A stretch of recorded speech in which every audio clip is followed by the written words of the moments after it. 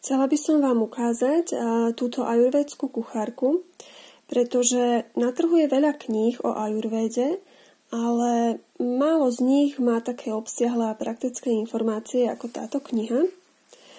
V úvode má všeobecné informácie o ajurvédskych princípoch varenia, o jednotlivých konštitúciách, pretože ajurvéda ponúka recepty a varenie pre našu vrodenú konštitúciu alebo náš aktuálny zdravotný problém. A potom nasledujú recepty, ktoré sú zoradené teda týmto spôsobom: zelenina, ovocie, polievky, hlavné jedlá a podobne. A takisto sú tam skvelé značky pri tých receptoch, čo znamená, že ukazujú, či je to jedlo vhodné v danom ročnom období. Toto je, pretože sú tu značky jar, leto, jeseň, zima.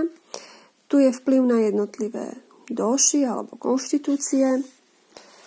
A tak tuto máme jedlo, ktoré je vhodné na jeseň a na zimu, znižuje vátu a neutrálne voči pite, neutrálne voči kafe. Receptov je tu naozaj veľmi veľa, takisto sú tu aj vysvetlenia k jednotlivým potravinám alebo prísadám, takže nájdete tu veľa informácií aj o potravinách ako takých a čo spôsobujú v tele, aký majú vplyv na naše trávenie.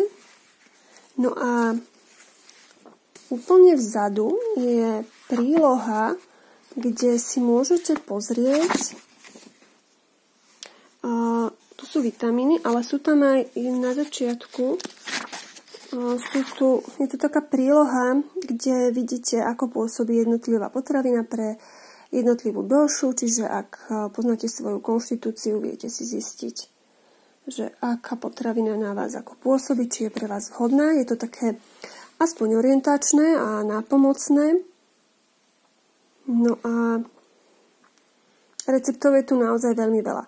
Aj keď by sa zdalo, že sú skôr indické, naozaj sú tam z bežných našich surovín a dá sa s tým krásne vyhrať, prispôsobiť si to našim surovinám, pretože väčšina z tých surovín je aj tak bežne u nás používaná.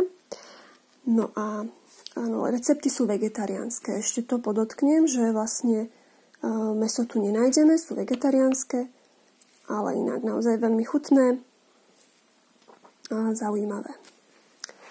Ja som túto knihu kúpila na stránke megaknihy.sk, kde bola o 10 € lacnejšia ako v Martinuse, takže ak by vás to zaujalo, tak si nájdete nejaký obchod, kde bude to pre vás za výhodnú cenu a veľa chuti a do varenia.